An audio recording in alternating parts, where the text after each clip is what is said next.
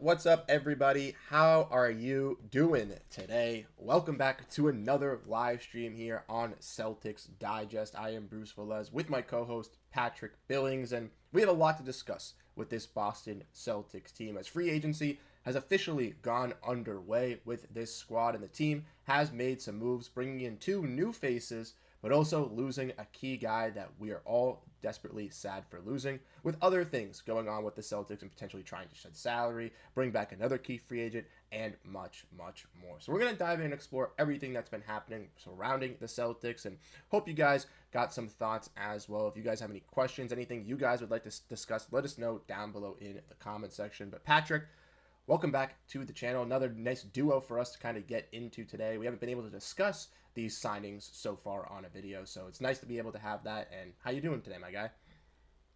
Yeah, man, I'm doing good. First live stream in what, 2 weeks now? So Yeah. we got a lot to talk about, a lot of things going on.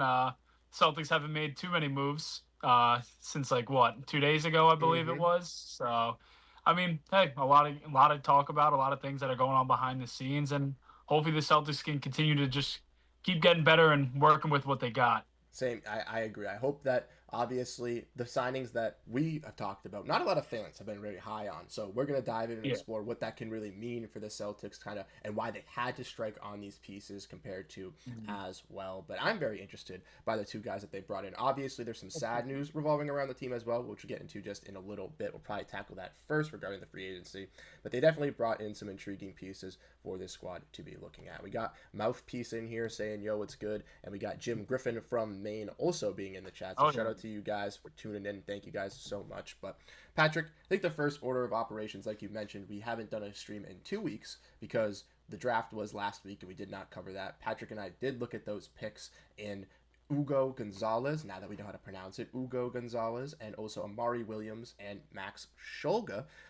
Patrick, if you want to just kind of give some quick thoughts on those guys kind of before we get into the free agency stuff. They were brought into Boston yesterday. They had their introductory press conferences. Ugo is now signed on a guaranteed deal with the team, and all three are looking forward to potentially playing in Summer League here for the Celtics, which will be very interesting to see how that roster shapes up as they also made some additions to that team as well today.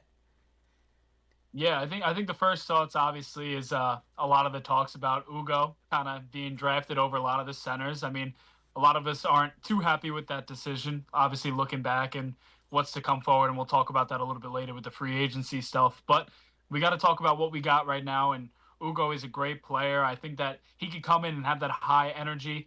That's the type of guy that I've been looking for in a lot of different people on this team this past season. So it'll definitely be nice to have that someone who's been surrounded by vets. Believe he was with Madrid for what, since he was 9 years old. Mm-hmm. So I mean, he's been around professional basketball for more than half of his life, and I mean, he just brings in a different type of mentality, and hopefully he could actually affect the Celtics in a positive way next year. Because as the roster's filling out, it's there's a lot of opportunity on the board for a lot of these guys. So I think another one going right into that is Amari Williams as well, being one of the best passers in the draft, and definitely an interesting prospect. I mean, we're talking about a second rounder here, but I mean, he's more than just that, just being the passer that he is, giving the Celtics a lot of different options. And I think if he could just get a little bit better down low from the post and get a couple more moves, he could try and build into some type of player that maybe we're not expecting. That's one thing that I did tweet about. I was talking about how there were a lot of guys that we had that we didn't think that they were going to turn into what they were, like Luke Kornet, Sam Hauser, just undrafted guys, even the second round guys as well. Just the same thing. You never know what they're going to turn out to be, and I think that's just what you just gotta hope for. You just gotta hope that one of them hits. And I think that Amari Williams with the no center situation kind of going on, I think that definitely helps him. And just lastly with Shoga, a great shooter in college, played a long, long time. So I mean, you're kind of just getting a vet and another shooter in the building, and you can never have enough shooters. Yeah, obviously, it does seem like Williams and Shogo will be two-way guys for the Celtics, which is a Right. little bit intriguing to see what they do as well on that front. Shoga maybe being a little bit of a Drew Peterson replacement for this Celtics team on that two-way contract as that veteran scorer and shooter on the wing, like you mentioned. Can't be wrong adding too many shooters, especially in Joe Mazzulla's system. But Amari Williams as well. I know our guy Nick NBA was a huge fan of him in the draft process. Came on here on the show multiple times and discussed Amari Williams being one of the better passing bigs here in the draft. And I really am intrigued with his piece and what frame he can provide for the Boston Celtics in a role if he is able to develop. I know that they mentioned he was like a big body when they said that he was going to come to Boston. Mike Zarin said you guys are going to be like, wow, this guy is big. And he's a 6'11", I believe, 255-pound center, which is absolutely going to be key for the Celtics. But he also said he wanted to learn under a guy in Namus Keita at his introductory press conference, which I think is very cool to see him kind of learn underneath that wing, right? A guy in Amari Williams maybe getting some of those shot blocking tendencies, getting a little bit better on that defensive side and being a pretty solid screener and roller. A lot of people have compared him, I know Nick did, to potentially maybe being like an Isaiah Hartenstein type at maybe his peak in the NBA. And that would be a great solid center to have, not just like name value, but just looking at the role that he provides for the Oklahoma City Thunder as a guy that can be a solid screener and roller, but also just an impactful beast down low in the paint, not only on the offensive side, but on the defensive side. That would be very intriguing for the Celtics, like you mentioned, with their question marks at center. If that diamond in the rough can really pan out, like guys like Kornet and like Sam Hauser, and similar to even those guys that the Celtics acquired, that they're taking on the Flyers on in free agency, which we'll discuss in a little bit. If those guys can really pan out, that's going to be great for the Celtics. And Brad Stevens is kind of strapped in a position where he doesn't have this flexibility to offer these big contracts, to bring in these high names. So unfortunately for the Celtics, in a season like this, they have to take these flyers, right? This is the only really option that the Celtics do have themselves out there presented to them. And I do think for this squad that you have to, once again, trust in Brad. We always have with the Kristaps Porziņģis trade, the Jrue Holiday trade. Even in the draft, people critique him, but he's drafting at pick 28, 29. It's not like he's getting a lottery pick where he's just handed a great talent. I think that some of these pieces, Celtics fans just need to kind of just slow their roll on, see how they develop, and then once they kind of look in the system, we can kind of make that judgment ultimately. But we just got to trust in Brad Stevens. Hugo Gonzalez, like you mentioned, will be probably getting a lot of burn with the Celtics in some competition, at least, fighting with those younger guys like Baylor Shireman, Sam Hauser, Jordan Walsh, and some of the other names that we'll get into a little bit, just because the depth on this roster isn't really there. But I'm very intrigued by their 3 picks ultimately, and I think that the Celtics, even though they may have not drafted guys that we were really highlighting on or talking about, that was something we prefaced here on the channel, was that they look at guys that they bring in and work out, not guys that are really mocked to them or talked about as good fits. And that's what we saw the Celtics do, right? They brought in Shogo, they brought in Amari Williams. I don't believe Ugo worked out with them because he was obviously in Real Madrid, but he's someone that Brad Stevens made known that they had an eye on for years at a time. So they've done their research on these guys, and that's what Brad Stevens is known to do. So also, I'm not really shocked that they stuck with these kind of guys that we didn't really know, because from the draft list, that's what we kind of saw, to be honest. Yeah, and I think just you talk about hope and hoping you find a diamond in the rough. I mean, like I've seen before, there was a video about Ugo being a top 5 pick just right after the draft. They kind of do like a little too early future draft. He was one of those guys that was being talked about to be a top draft pick, and obviously kind of slid down into the first round, almost the second round, because he didn't get the burn that everyone expected to on Real Madrid. But I mean, that team is stacked as well. He's still a young player. Again, bring in that energy and just, hopefully Joe Mazzulla will play him. I think that he's kind of have his hands kind of held here, or, I can't even think of the say, but he pretty much has to play him. He pretty much has to play the rookies. He hates playing the rookies, and I feel like he's going to have to this season because of what the Celtics have on the roster, and that pretty much just comes down to it. So I think we'll definitely be able to see what we got this year, and I think that's definitely a positive in way. 100%. Like you mentioned, the Celtics are going to have to utilize that with Jayson Tatum being out and with how the roster currently looks constructed now. It does seem like a lot of those guys are not even going to be competing for roles, but competing to make key impacts on this roster for those depth positions. And that's something to be kind of intrigued by, dating back to even just last season as well, or not last season, 2 seasons ago, when we saw guys like Brissett and Stevens and Banton on this roster. I feel like we're going to see a lot more of that, maybe even more impact roles, which is a little bit concerning for some Celtics fans. But if they do pan out and they do stick and they can work out for this team, it's going to be fantastic for Brad Stevens and this development. So Patrick, we talked about the draft. Let's get into free agency now, talking about some of the moves that the Celtics have made or have not made. The first one, unfortunately, for the team here, we'll discuss. We made a video on this on the channel already, so if you missed that, go check it out. But Luke Kornet is officially no longer a Boston Celtic. He is a San Antonio Spur, signed a 4-year, $41 million deal. A great contract for the backup big man, going to play fantastically in that system, in the pick and roll, He succeeded with Jayson Tatum last year. I can't imagine how that's going to work with De'Aaron Fox, Stephon Castle, and now Dylan Harper. It's going to be insane. Mm-hmm. The 7-footer magic of him and Wembanyama with the Kornet contestant Vic out there is going to be crazy to see. And also, with the Spurs needing a backup big man and struggling when Wemby is off the court, he's going to be someone that can fill in for those minutes because we saw him do that for the Celtics when Porziņģis was down this season. So it's a tough thing for Celtics fans, but it's a great get for the San Antonio Spurs. Patrick, what are your really honest reactions? And now having a day or two to really reflect in Luke Kornet being gone, what are your main takeaways from this? I mean, first of all, you can only be happy for the guy. Yes. I mean, he already surpassed his career earnings with that one contract. I mean, he's kind of playing the same exact role that he played with the Boston Celtics. Yeah, I mean, happy for my guy. Korn got the bag. I mean, exactly. That's the only thoughts that I have. And it sucks that we couldn't retain him because we definitely could have used him. But clearly the Celtics are in a lot of deep shit when it comes to a lot of this money. And it's kind of showing with the signings that they're making as well. I mean, I can't say anything bad about Luke Kornet. I can only say good things. And I really just wish he was still the Celtics jersey, if I'm being honest with you. If there's one guy that we could have retained, it would have been him. Yeah, that's one of the guys that I think me and you both vocalized on this channel that we would have loved to see back in Boston, and was kind of the main piece for them trying to drop below the salary and trying to bring them back in. When we saw the Porziņģis trade go through when we were recording with Nick, I think we all thought this is going to be the ability to be able to retain him or have the possibility to make more moves to retain him. But unfortunately, that wasn't the case. And it was more telling for the Celtics as well, as the hours are looming there. And we saw free agency starting on Monday at 6 p.m. and the Celtics still hadn't made a trade to shed any more salary. It was kind of telling that he was going to be out there for the Boston Celtics. But like you mentioned, you can't fault Luke Kornet, right? We're all happy for him. He's going to thrive next to Wemby, like my boy Josh said. But not only just that, he got that bag. And he talked about not only just in the in-season tournament 2 seasons ago how they wanted to win so he could help pay his mortgage and stuff like that, joking around, but also, took a pay cut last year to come back to Boston to kind of win this repeat championship. So Luke Kornet's already done the Celtics and the city of Boston enough of favors already. And for him to obviously take this money, a guy who went undrafted and had to prove it for himself, it is very well deserving. And I think for all the likes of how he fit in for the Celtics, he's going to fit in with the San Antonio Spurs.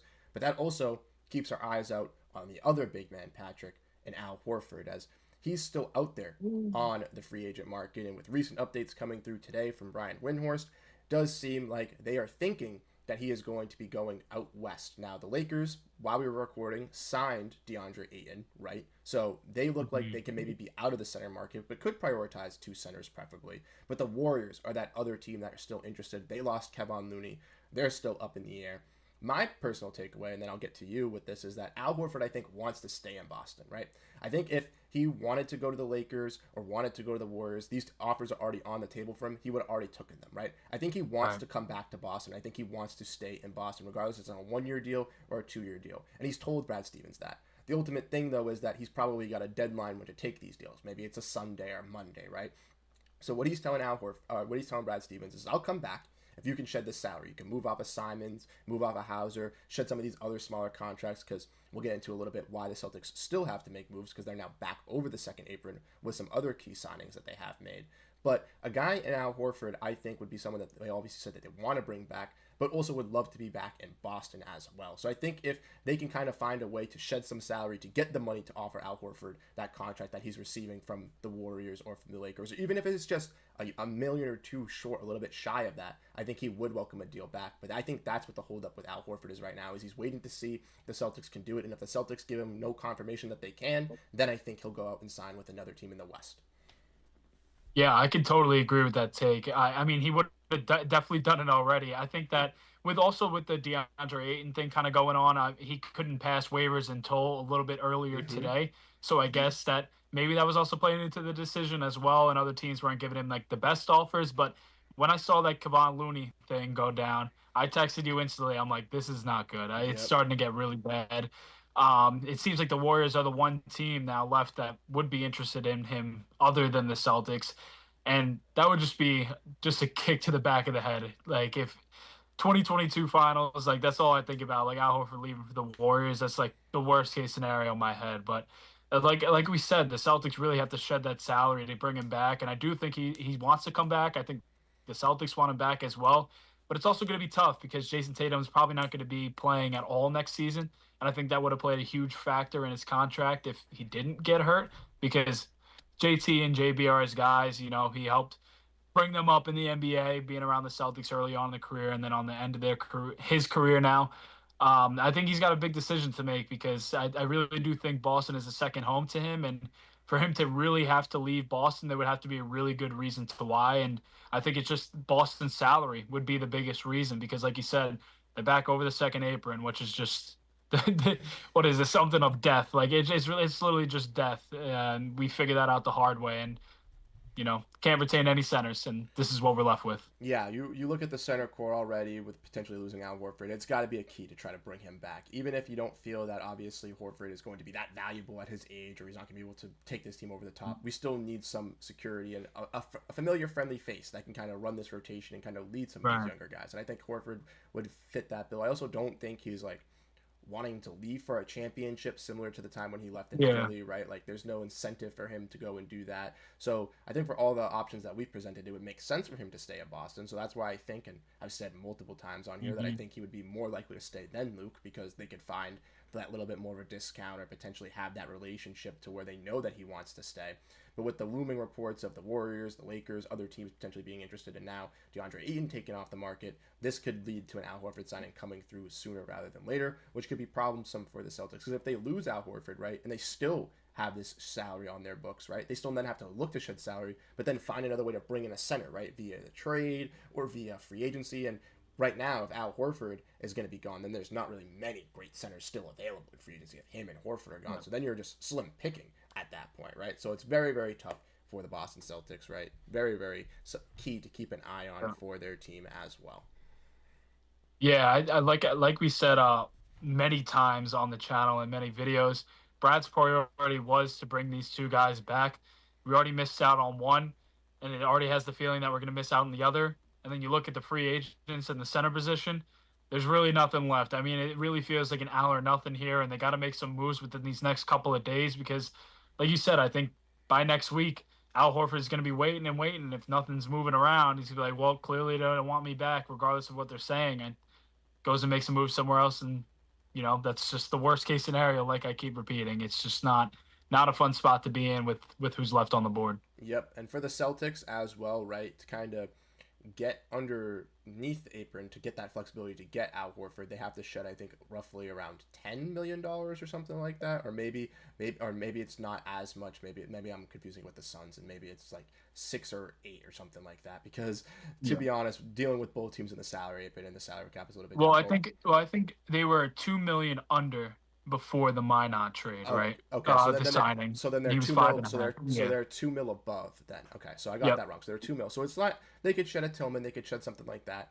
They also might want to get the extent of that MLE option, because I know being in the being in the first apron, they have the $5 million of it, right? So they could offer that $5 million to Al Horford. That could be a little bit enticing, and that's just, once again, something to keep an eye on with this Celtics team and how they're managing their salaries. You brought up Josh Minott, and we're going to get into him kind of next, because I think that leads into the next part, talking about the free agents the Celtics did bring in. And we'll get into Josh Minott a little bit, but I want to dive into the first one in Luca Garza, because he was the first one that was made, and he got brought in right after, right? We made the Luke Kornet video. Luke Kornet leaves. Record the video, get it up, not even like 5 minutes after Patrick. The Celtics have replaced Luke with an E with Luca with an A. Yeah. It's just crazy to see, right? Luca Garza. He's a player that not a lot of people do know a lot about. So a lot of people are like, oh, who's this random guy, right? Oh, the Celtics are just taking nobodies. But Garza has been a very successful college player. He played at Iowa for 4 seasons. He was the best player in college basketball in his senior year, where he won that title. And for me personally, I've always never been the biggest fan of the guys that have success in college, those 4 or 5 year players. I don't really think they can really pan out in the NBA when they win those awards. They seem more like collegiate guys. But a guy like Zach Edey proved me that wrong last year. Luca Garza has been proving me wrong on the side notes just here in Minnesota. He was dominant in the G League for them, similar to a guy like J.D. Davidson, who Celtics fans have a lot of resemblance with as well. So that just goes to show you what he can potentially be. But in Minnesota, he was behind Karl-Anthony Towns, Rudy Gobert, Naz Reid, now even Julius Randle when they got him last season. He's just never had the opportunity to sprout or showcase his game. And when he has had the opportunity, he's looked pretty solid. In my video, I accidentally messed up. I said he's good on the defensive side, bad on the offensive side. switch those because that's the obviously false, and I spewed up accidentally. He's fantastic on the offensive side, not that great on the defensive side. But if he can be a pretty solid scoring big for this Celtics team, I know he's a little bit slower. This is a flyer piece similar like a Luke Kornet or like a Sam Hauser that the team is taking on. And if he pans out, he could be a solid rotational guy for this team in the future. Yeah, I mean, first of all, when you look at him in college to now, I mean, it looks like a total different player. I mean, he used to be pretty damn big, but now he's kind of slimmed down, got a lot of muscle. But I think the one thing that he brings to the Celtics as well is being able to stretch as well. So, I mean, he might not be the best defender, but on the offensive end, that Joe Mazzulla ball, if he wanted to shoot some threes, he could shoot them pretty well. Every time I see him shoot them, I mean, 50% of the time, they look like they go in, if I'm being completely honest with you. But I think it's just another interesting piece to bring in because, like we keep talking about, they got to find guys to fill out the roster. They got to be cheap, and you might as well take the chance now because next season, no Tatum. So what are you missing out on? I mean, if you find somebody, you find a diamond in the rough, not saying that Minott or Garza could be that, but they could turn into a pretty solid role player that could, affect this team later on in the future when you think on those 2 years deals, maybe on the second year of the deal when the team is kind of back and bouncing back into that first and second seed in the East. Maybe you got a good piece there and they're already in the offense. And I think that's what you're looking forward more instead of just right now, you're thinking more in the future. So I think this is definitely a future pick for the Boston Celtics. And you know what? Can't be mad. Can't be sad. I do like Garza. I think he just needs the opportunity. And that's like most players, like Minott as well. Yeah, I'm going to be honest with you. I'm not the biggest Luca Garza guy. My friends from home are, and they were over here on Saturday. We were joking around, talking, just shooting the shit about Celtics and who they could get for centers, and they brought up the idea of Luca Garza, and I laughed. I said, there's no way in hell Luca Garza is going to be on the Boston Celtics, right? Immediately when I saw that tweet, I texted all of them in the group chat, no way, you guys called it. My boy Josh is here right now saying Garza and Joe Mazzulla's offense launching more threes hopefully helps him. I agree. Take him the chance. All my friends are huge Luca Garza fans. I'm going to have to buy them Luca Garza jerseys or jersey shirts as a joke. I already said I was going to just because they're already so infatuated. They've been loving him on the Timberwolves, on Iowa. I've always been telling them, like, he's not going to pan out. He's not going to pan out. Now he comes to the Celtics here, right?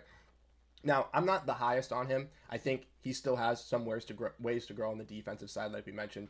You mentioned he did lose some weight, so he does look a little bit different, but he's a little bit slower. So I don't know how that's really going to work in the Celtic system. But offensively, right, if he can present himself to be a stretch big, shoot those three-pointers, you always wanted Luke Kornet to shoot those three-pointers. Never took them. Maybe this is someone that's going to take those three-pointers while also being a rim deterrent for the Celtics at the backup big. And with them having the options, Neemias Queta, who doesn't really stretch the floor, Xavier Tillman, who can, but is a little bit of a uncertainty of where he's going to stand within this Celtics rotation and if he's even going to be here next season. A guy in Luca Garza complements the other role of a Neemias Queta, right? Where Neemias Queta is that interior defending big that's going to block shots and be a rim runner and a lob threat, while Luca Garza is the complete opposite. And depending on matchups, depending on teams, depending on who you need out there, depending on who you're playing, I think that really benefits the Boston Celtics and having those two kind of displays at that backup role. Yeah, I think the defensive side of things definitely doesn't make you too happy. Yes. But on the offensive side, he's pretty damn smooth. I mean, especially down low, he's very patient. I mean, like, what, Kyle Anderson, they call him slow-mo. I mean, sometimes slow is the flow, honestly, because you think of guys being so quick and you kind of get him with all the fakes. He has great footwork as well down low. I mean, I used to be a big man, so those are the little things that I used to watch, just watching guys' footwork. And he's got great touch, got good footwork. He could shoot from everywhere on the floor. He's got a good mid-range. But it's just the defensive side that you could just have the questions about. But he could probably run with Neemias Queta as well on the court, just be able to run that stretch and have Queta down low. I'd be totally fine with that just to get that look. But like we say, I mean, the defensive side gotta boost that up a little bit. But I think with the Celtics, I think it could definitely get better. Yeah, and you mentioned, obviously, they love to shoot their threes. They love to be an offensive piece, so he can kind of fit in there well. But defensively, the Celtics are notoriously known for being a good team, hardworking defense. So I'm sure that they can definitely make himself be a little bit of a better defender. Obviously, Minnesota as well is regarded as a good defensive team, so maybe that raises your eyebrows a little bit when looking at a guy in Luca Garza. But ultimately, once again, it's a flyer piece, right, with the Celtics being in the second apron. They're not hitting home runs, getting guys that are worth $5-6 million. They have to take these kind of low-end pieces that they have an eye on. And I remember one of the Timberwolves reporters, I think his name's John Krasinski or something like that from The Athletic, he tweeted out that when the Celtics signed Luca Garza, that Brad Stevens had his eye on him for a while and had talks with him in the past revolving around Luca Garza. So who knows? Maybe the Boston Celtics, similar with Ugo, similar with all these other pieces, have had their eyes on a guy in Luca Garza, have seen that he hasn't been able to pan out, hasn't been able to fit this system, and think this is a guy that if we bring him here, he can change things. And that's how they felt about Hauser. That's how they felt about Luke Kornet. And obviously, those guys panned out. Not everyone is going to pan out.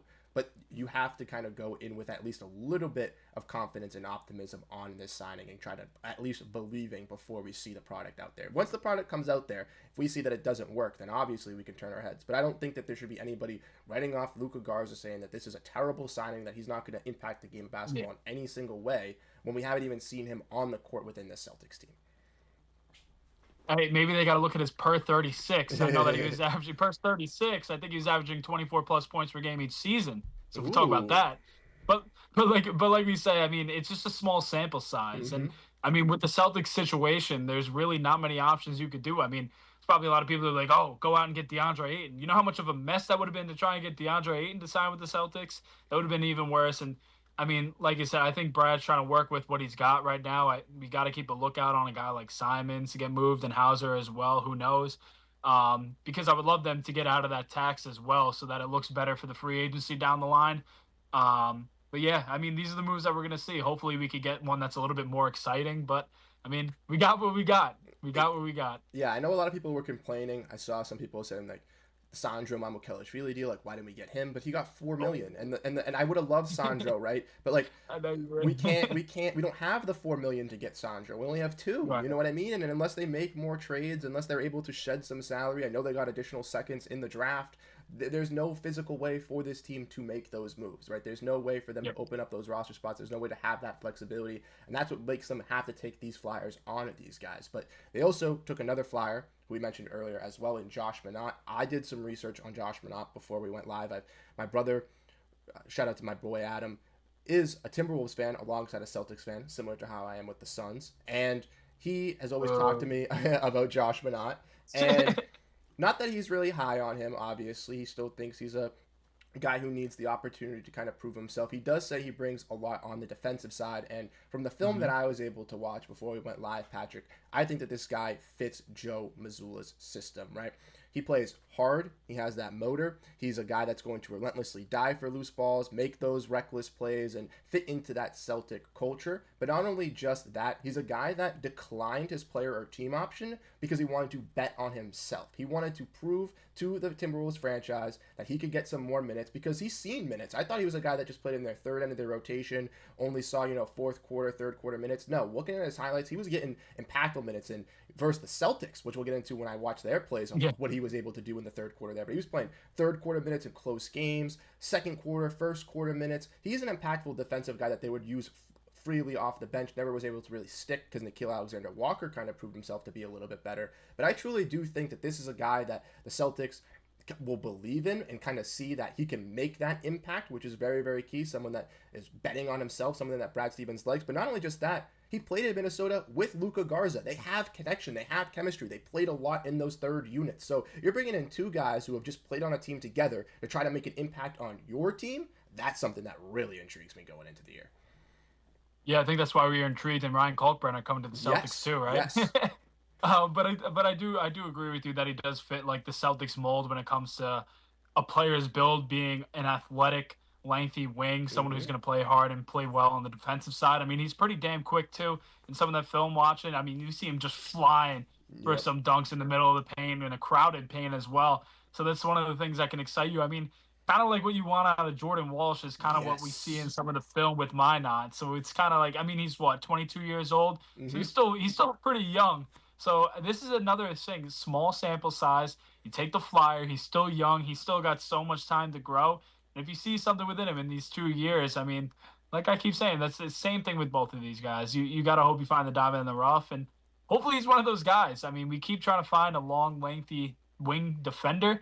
And hopefully he's the one because I don't want to keep looking around. I mean, we went after Torrey Craig. He didn't get a lot of time either. Jordan Wall's still not finding too much time. I think Shyman's a little bit of a different player than in Yep. both of those. But I think that this could be an interesting choice for the Boston Celtics looking forward. Yeah, I mentioned in the Josh Minott video here on the channel that he kind of resembles a Jordan Walsh kind of competition, maybe a little bit more confidence for a younger guy in Jordan Walsh to have another guy in the building that's going to be fighting for that spot alongside him. Because we saw, unfortunately for Jordan Walsh, after his rookie season, that last year he wasn't really getting that opportunity. They brought in Torrey Craig. They were playing him over a guy. Over him and Walsh. They were playing Baylor Shireman, who was a rookie, over Jordan Walsh, providing that offensive end. So maybe bringing in a guy in Josh Minott can help that. But you mentioned he's very, very solid as a defensive wing. Could be one of the gems that they really do strike on as a 6'8" guy. He really fights hard on the defensive end, offensively as well, slashing to the basket, really athletic in driving and being a downhill threat. And I think for the Celtics, I tweeted this out before we went live, maybe this is something that with Tatum being out, the Celtics will prioritize with Jaylen Brown being that number one guy in the offense, because we know when JB is that number one option, they like to play a little bit more attacking the basket, going downhill, playing in the paint a little bit more. So I could see a guy like Minott maybe not being that perfect starter next to JB, right? But being a complementary wing, playing alongside of him, getting him some spotty minutes, being able to do the similar stuff that Jaylen Brown is able to do out there on the court. I also mentioned that when watching his film, I saw them play the Celtics back in one of the games, and in that full season highlight of his best plays, there were 3 plays from the Boston Celtics. You want to know what they were? First one, immediate catch and shoot 3 in the corner, cash. Perfect for Joe Mazzulla. The second one, him almost dunking on Derrick White. Absolutely just yamming on Derrick White. And the third one, getting a chase down block on Derrick White. Come on. This guy, this is in the third quarter of a close game versus the Boston Celtics, a team that the Timberwolves over the past years have had great competition against. Josh Minott, in my opinion, is going to give you that work motor, that hustle, that heart, and is going to be someone that the Celtics fans are going to look at and say, man, that guy cares. He wants to be on the court. He has given everything that I want to see out there from Celtics basketball, and he is being relentless. There was a play where he was playing defense, and they went to Zubac went to go take a ball at the top of the key. They sent Gobert over, and he like missed the pass, and Minott was like in the corner guarding, I think it was Derrick Jones Jr., turned around, saw the pass, came, tipped it back in, and it led to an offensive play on the other end for them. Those are the type of plays that you know Celtics love to see. Joe Mazzulla, Jaylen Brown, these are what Celtics fans love. That's what Marcus Smart brought for this team, that energy, that hustle. And it's been engraved in this organization before that, but also after that in this new run with these new head coaches. And I think Minott is just going to be another representative of that. Sounds like a guy that Scal's going to love with all the Tommy points he's going to get with all that. Yes. I mean, like you said, with playing next to getting Tommy points, 100%.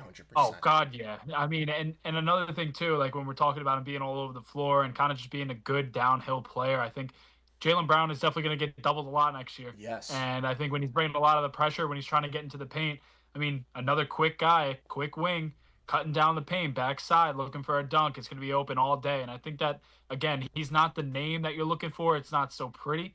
But, I mean, he has all the intangibles that you want. I mean, I'm going to bring up an example, and hopefully it hits right? If you look at what the Pacers had in the championship, they didn't have the biggest names, but they had the guys doing certain things that create a championship team. They had the shooters, they had the big men, they spread out the floor well, they passed well, and all those different intangibles you need for a winning team, they had it. They just didn't have those all-star names that you would have liked them to have. I mean, of course, Siakam, Turner, like Halliburton, but those other role player guys like a Nembhard, a Nesmith, a guy that we're familiar with, they do those good things very well. Like things that you need, they do them well, but they just aren't the prettiest names. And I think that you just have to realize what they do on the court is what you need. And I think that's what Minott can be. I mean, he gives you what you need on the court, the energy, the defense, just the athleticism. Like that's what you need on a roster. And I think if you're bringing that, if that's what you need, then it's going to be great. It's just the name itself isn't the prettiest. Yeah, and I would agree with you that I know a lot of people have thrown this out there, and I'm going to keep it running because this is the little running joke, but why not with Minott? Just awesome, right? Like, just so funny, but believe in the guy, right? Just, like, I know a lot of people on the videos where you're talking about a nobody, who is this guy, yada, yada, yada, all this stuff. Like, do we not remember when Sam Hauser was undrafted, what we all thought of what this player could be? When Luke Kornet was undrafted, what we thought all this player could be? Even dating back to last season, there were people, including myself, questioning what he could be for this Boston Celtics team. And you go and see already, right? that he's worked himself up to being one of the better backup centers and inking himself a 4-year, $41 million deal. Now, I'm not going to say Luca Garza and Josh Minott are going to turn out to be those type of guys, right? We don't know. They could potentially be falling out of the league. But these are guys that you're taking the flyer on, you're taking the risk on, and if they pan out, could be those key rotational players, like you mentioned, those Aaron Nesmiths, those Andrew Nemhards, those Obi Toppins, those Jarris Walkers, those key guys that no one really talks about out there on there as big names like a LeBron or something like that. But they're giving you that relentless effort on the court down low, and that's what, even with guys like Derrick White before he was getting big, right? That's what we saw with Derrick White. We knew Derrick White, but the whole world didn't know Derrick White. Exactly. That's how we felt about Peyton Pritchard. That's how we felt about Luke Kornet, right? And I feel like that's what we're going to see, hopefully, with these guys. Now, like I mentioned, they're not going to be fantastic, integral pieces, making key moves here, soaring up the ranks, being the 7th, 8th man. I'm not suggesting that. But I don't think we should count Luca Garza and Josh Minott as just, they're going to be the 14th and 15th guy on the roster and they're going to do absolutely nothing. Because if you watch their film, if you see what they do, you can clearly tell that they're still in the NBA and they have a role that can present themselves very needy for this Celtics team. The Celtics got rid of Porziņģis. They have Luke Kornet. They have no shooting big man in their front court besides Georges Niang, who we don't even know if is going to be here going into the season. Please, hopefully not. Please get him out. I'm saying, guys, that having a guy in Luca Garza to add that compliment is at least just nice. The Celtics don't, like we mentioned, Jordan Walsh, Torrey Craig, those are our only defensive wings with Jaylen Brown. They needed another defensive wing. They can't get a Nickeil Alexander-Walker. They can't trade for any of these guys out there on the market like a Derrick Jones Jr. or anything like that. And that's a kind of comparison that I saw with Josh Minott when watching his film, is he kind of reminded me of a little bit of a Derrick Jones Jr. type of player. And maybe that's his like ceiling for a role type player. But we all know with Derrick Jones Jr. that he's a high athletic dunker, pretty solid shooter when he can stretch out to the three-pointer if he's trusted into it. But not only just that, is an athletic wing defender with that size, can get monstrous yams, be a shot-blocking presence. That is something that I could see developing with a guy in Josh Minott, and I think that's something, obviously, it's just like a small piece, but that could potentially be what we have for the Celtics. And if you get a guy like that on a $2 million deal for 2 seasons, you're not complaining in any right. Yeah, I think you really had to get that point out there too, because I mean, we got to talk about all these guys, right? Yeah. And there might not be guys that you might not know about because you might just watch the Celtics, or even if you are watching, they're sitting on the end of the bench. But there's a lot of opportunity, especially coming from a team like the Timberwolves. They had a lot of their big guys. They had a good 8-9 guy rotation, and it's hard to find minutes within a rotation like that. So I think with Brad already knowing what Garza brought to the table is very nice, and that he's been looking at something like that. So clearly he's had the idea in his head, and bringing a stretch big in is very nice as well. And then, like you said, bringing in a really nice wing defender, someone who's very athletic and honestly just be used on the catch and shoot for 3. I don't see him going off the dribble. No. But that's all you need. I mean, like I said, when Jaylen Brown's attacking the paint, whether it's a backdoor screen or a wide open 3 in the corner, that's what he's going to bring to the table and bring all that energy with him. And like you said, he's betting on himself. I don't think there's any other player that you want more than someone betting on themselves. Exactly. And one last thing on Josh Minott before we go into the next part here, Patrick. I just want to say that from watching his film, you mentioned probably catch and shoot guy, not going to be creating much of a shot off the dribble, but running in that pick and roll and getting handoffs coming out of picks, he is insane with his downhill aggressiveness and getting to the basket.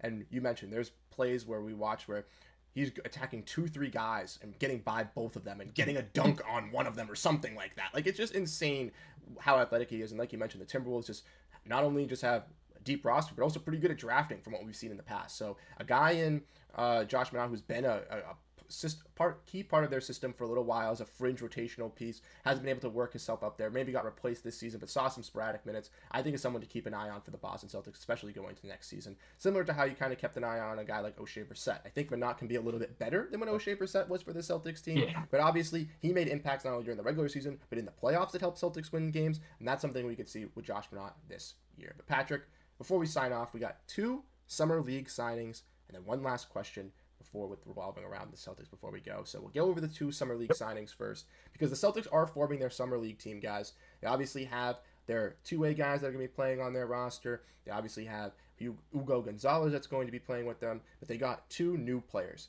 and ones that are familiar to some of us. Kenneth Lofton Jr. from the Memphis Grizzlies and the Philadelphia 76ers, someone who spent some time in the NBA, which I know we're going to love to talk about today, but also a guy in Jalen Bridges, who was on the Valley Suns last year, their G League team, and was someone that a lot of Suns fans wanted to see brought back on a two-way deal, or even getting a under the roster spot. So this is another flyer that the Celtics at a wing project could be taking on, and who knows, could be a two-way contract, could be a JD Davidson, Neemias Queta situation, getting that final guaranteed roster spot at the end of the season, and could be another young piece they're investing in to hopefully make an impact. Maybe not immediately, but in 1, 2, 3 years as a rotational piece, like the guys they believe in JD, Neemias Queta, Jordan Walsh, and etc. So Patrick, take the floor with Kenneth Lofton and Jalen Bridges. Yeah, so Jalen Bridges could be more of your guy. I don't know too much Yes. about him, but Kenneth Lofton, God, do I know about him. I mean, he was an absolute dog. I believe he was started off when I found him out. I mean, he was playing in that U18 squad, and he was absolutely tearing it up. I mean, he was going to Louisiana Tech. I mean, for some guy to be on a USA team, going to Louisiana Tech is a little bit odd. But, I mean, he thought he was good enough to enter the draft after his 1 or 2 some odd years it was. He has some great footwork down low. He's definitely lost some weight. Kendrick Perkins, if you guys know that name, he's definitely familiar with Kenneth Lofton as well, kind of just because of how he moves. Just a big guy. I honestly thought that he would have had a great opportunity when he came up to the league. I believe it was when he was with the Sixers. I think he got a better opportunity than the Grizzlies, and he was playing well. But then he ended up having to go overseas because he got cut. But I think that he is a guy that can actually make sense for the Celtics roster in a way like Luca Garza does, because he could kind of do a lot of the same things, whether it's shooting the three and having that great footwork down low. I mean, both of them have incredible touch and footwork down low. So if we're going to take another flyer, I mean, I would definitely be right there with Kenneth Lofton to have him be on this roster. Maybe he'll be on the end of the bench, or even if he's just in Maine, I'd totally be for it, because I think he deserves to be in the NBA as well. So, I mean, he's a guy that I've always loved coming up, and I'm happy to see the Celtics kind of grab him. Yeah, Ashton also says he's a big fan of this guy. He's been wanting him around the team. Mouthpiece says he likes Kenneth Lofton Jr. I personally like Kenneth Lofton as well. Like you mentioned, with the Sixers, with the Grizzlies, I thought he would have an opportunity. And I believe when he was drafted with the Grizzlies, he was drafted alongside David Roddy as well. So it was kind of two guys that were like kind of similar frame a little bit, but played different positions. And it was intriguing for the Grizzlies, right? They were a little bit of a younger team. Maybe they'd pan out. Unfortunately for both of them, didn't really last much in the league. But he went overseas, like you mentioned, comes back, could be that solid offensive big, maybe a little bit of a low post scorer as well for this Celtics team, which I would very, very love. And like you mentioned, for a team that's taking flyers on teams, maybe if he only ends up in Maine, right? That's another piece to just have as an ex-NBA player that can just help play and help develop some of your younger guys, a good veteran in the locker room, someone that's going to look pretty solid in Maine as well. Like ex-NBA player going to the G League, he's going to dominate in the G League and be a pretty solid role player and rotational guy. So I like him. Regarding Jalen Bridges, like I mentioned, played for the Valley Suns in their first season this year. I believe he is from Arizona as well. That might be Ty Washington, and I might be getting them confused. But he was someone, like I mentioned, a lot of Suns fans really, really liked. I know I saw the tweet from Jay King where he got signed, and I was like, no way, they got Suns guy. That's kind of cool because I covered both teams. But a lot of the Suns people were very sad that a guy in Jalen Bridges did leave this Boston, or the Phoenix Suns squad is going to be heading to Boston, because they thought he could be a nice, intriguing piece to have on a two-way. And I know you know this, Patrick, because he's your boy, but Colin Gillespie was on a two-way with them last year, and he earned a guaranteed spot this year. So a lot of people thought that a guy like, Jalen Bridges could be that for the Suns, similar to like a Neemias Queta or like a JD Davidson for the past for the Celtics these last 2 years. But unfortunately, he's going to be leaving. A lot of people are frustrated that the Suns weren't even to retain him for their summer league, for their two ways, right? So this is someone that's coming in with a lot of promise and a lot of potential at that wing position that could make a key impact for the Suns, because he had a very solid season with the Valley Suns this year, and I think could just, like, again, blossom for this Celtics team, who are, again, taking flyers, looking for these younger project pieces that can maybe make an impact. Maybe Bridges and Lofton are two ways to keep an eye on to make a guaranteed roster spot if the Celtics make trades and then they get promoted. There's just a lot to keep an eye on with all of this. Yeah, I mean, we've seen a lot of two-way guys come with the Celtics. I mean, Miles Norris last season. Yes. I mean, again, if we're just talking about the length, I mean, he was another wing defender that I didn't even think about. I mean, played with Peyton Pritchard, so maybe that kind of went into the decision as well. But, I mean, a lot of those main Celtics guys, I mean, we keep talking about the same ones because it doesn't happen so often that a team has all these guys in their G League kind of come up and help you win a championship in the way that they did. So I mean, that's the only thing that I could think of, because I just don't even like. I don't like to talk down anyone like on any of the players that we're bringing. Like, I mean, I don't want to feel like I'm ecstatic about who Yes. we got, but I don't want to like act all upset because I've Yes. seen how all of these guys have turned into, Hmm. and I keep that same promise, and I'm keeping that same hope, and I hope that'll happen again with at least one of these guys. Yeah, I mean, like you said, Patrick, I think we both have to stay optimistic. Don't want to be Debbie Downers on these players, right? Obviously, there might be some guys who are like, oh, this isn't the best fit. Obviously, this is a flyer. It's not like we mentioned, Minott and Luca Garza aren't going to be guys that are going to be playing eighth man minutes immediately, right? But there's players that can potentially grow and make that impact for that Celtics team, regardless if it's this season or next season, right? If they reach their full potential, they can be key rotational pieces, guys that, are like, Celtics did a good job in getting that guy when that team counted out on him. But Kenneth Lofton, more Jalen Bridges, those are more project, maybe potential guys, right? Kind of just having that high upside on. But who knows? You never know with the NBA. I'm always in the boat of, you got to give a guy at least 2 or 3 options, destinations before you can really count him out. And even when you look at guys like Yabusele and Nigel Hayes-Davis that have gone to Europe and now have come back, that opportunity just never dies if you give that hard work, you give that effort. People are watching, people are, expecting and are entertained by what you can provide. And if they can see that you can be a valuable asset on the court, they're going to bring you back over to the NBA. So I think for those guys, it's also very, very key to maybe not even, it's not with the Celtics, but another team, another G League, another opportunity could always come their way as well, which is also nice as for them. But Patrick, the final thing we'll talk about, I've been yapping for way too long, but we've been going to talk about the Celtics and the other moves that they could potentially do. Because like we said, they're now over the second apron with the Josh Minott and Luca Garza signing. Yeah. They need to shed roughly around $2 million to get back below underneath that apron, or maybe 3. With the Celtics, the name of Anthony Simons still seems to be kind of floating around in their area. Hauser has seemingly kind of died down from the start of the talks or rumors of him being available. Maybe Brad wasn't able to get a deal like that. They did trade Fontecchio for Duncan Robinson, which was something I mentioned, Fontecchio for Hauser, but I'm sure Brad didn't like that deal, probably hung up and said, no, that's why it didn't get done, but because I think Hauser's a better player than Duncan Robinson. But you look at the other contracts, Xavier Tillman, Neemias Queta seems like he'll be staying, but like there's got to be another outlet for them to make these moves, not only to have that flexibility in free agency to talk to these players to bring more people in, but also to get Al Horford back, which we talked about in the beginning. So when you hear these names, I'll say that I'm probably going to be leaning towards Simons kind of being the name out still at this moment. Who do you really think could be that guy being out? And do you think it's possible for the Celtics, or do you think they're going to be stuck with this roster kind of going into next year? If this is the roster that they're stuck with, then everything that they worked for just didn't make any sense, and it was just useless because they're still on the second apron. So if they stuck with this roster, I would actually be really, really mad about it, because what's the point of offloading all those other guys if you're going to be in the second apron anyways?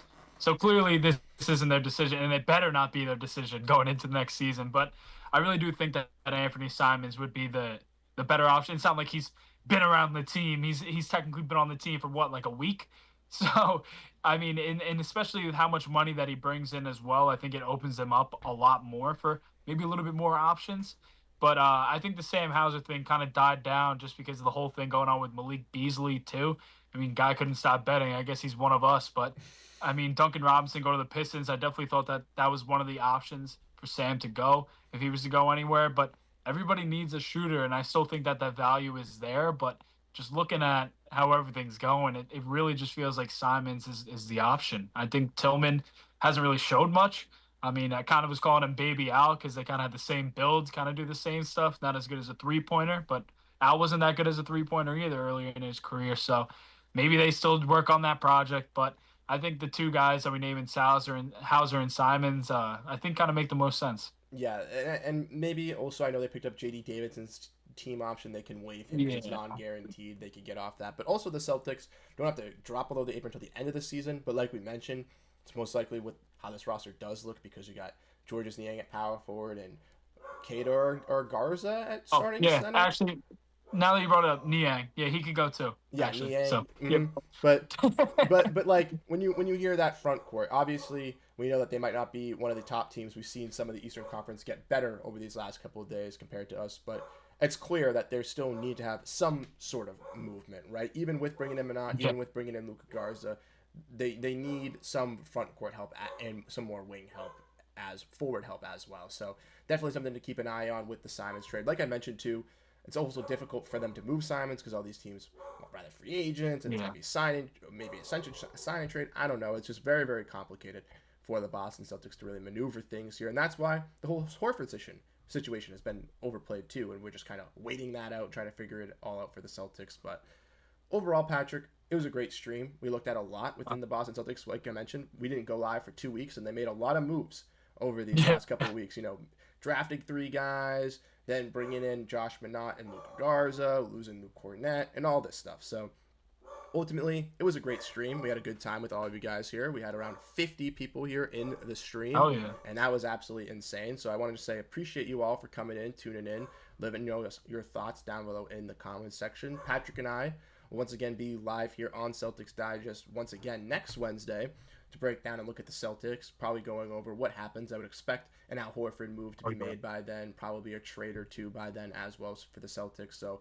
we'll keep our eyes on that and then kind of dive in and explore how this roster can really look going into Summer League, which starts up just in about a week or so, which will be fun, diving into those players, who's on this roster, who's going to be the steal for the Celtics on the Summer League team.